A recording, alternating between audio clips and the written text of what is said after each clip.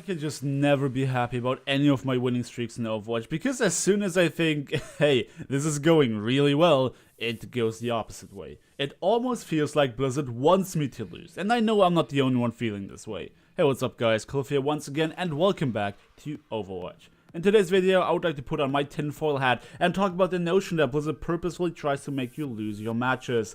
In this video, I'm going to incorporate a couple of theories and ideas that I've discussed together in a few Twitch chats, but also with my own community on Discord. But as such is the nature of conspiracy, all this is just for the sake of speculation more than anything else, since Blizzard themselves obviously doesn't lose a word about the subject, like the whole SR distribution question that drives me and my friends mad. But anyway, let's get right into it.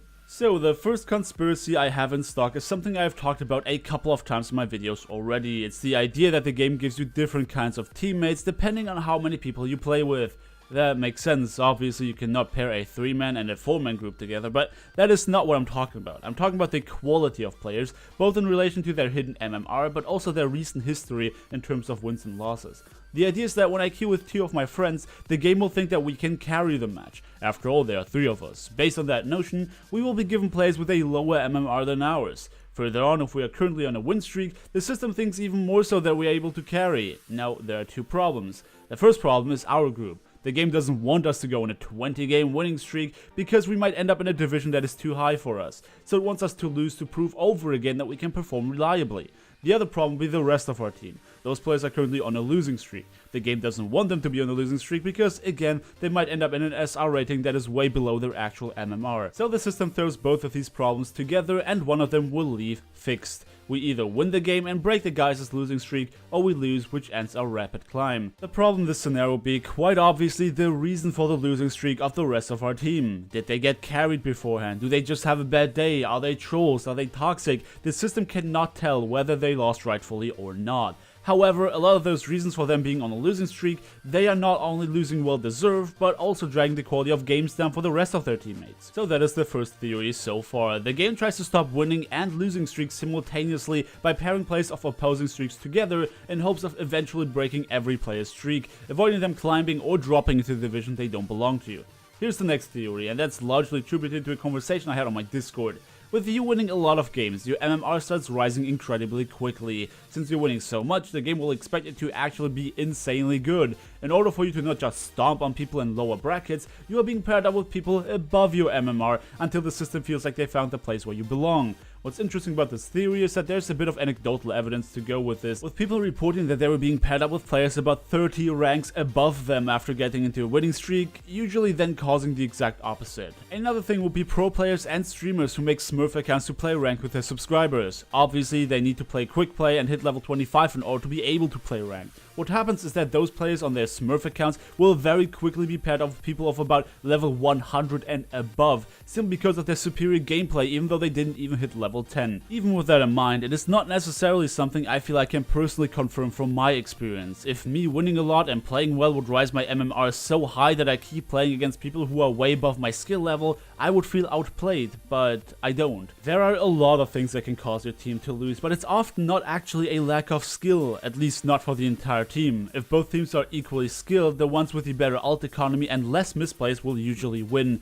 But as we all know, reasons for losing can also be a lack of communication, a person refusing to switch, people doing troll picks, and the list goes on and on. Now don't get me wrong, I've had games in Season 1 where I could clearly tell that I was just simply being outplayed, and I feel like everyone needs this level of self-awareness to be able to tell that sometimes the others are just better. But with me improving a lot compared to Season 1, I stopped getting matches like this. I rarely ever feel like I have games where we lost due to our opponents simply being mechanically superior.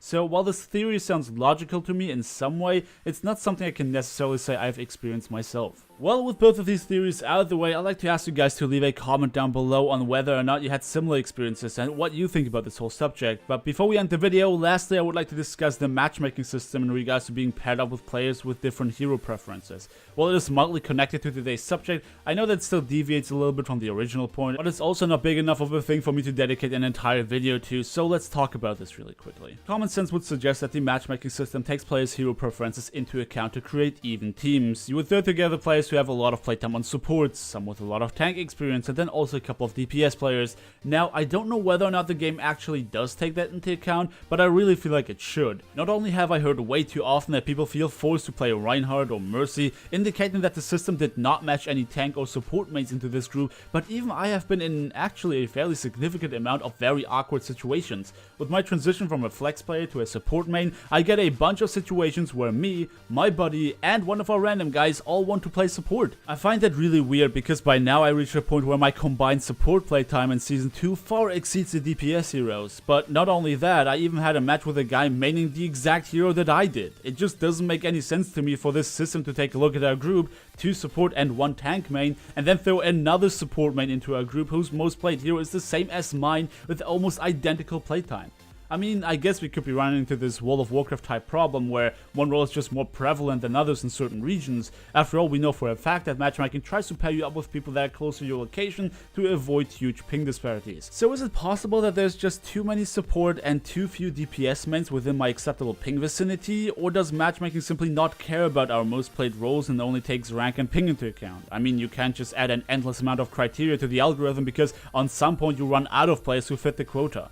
But anyway guys, this is me done for the day, speculating a bit about how the secret little systems that run Overwatch could be working. Do feel free to drop me a like anyway if you enjoyed the video, subscribe if you want to see more, and I hope to see you guys next time.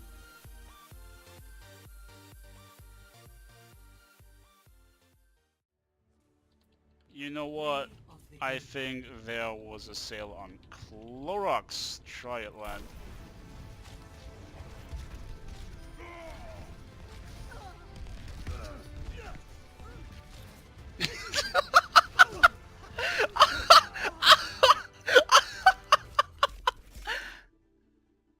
Oh my god.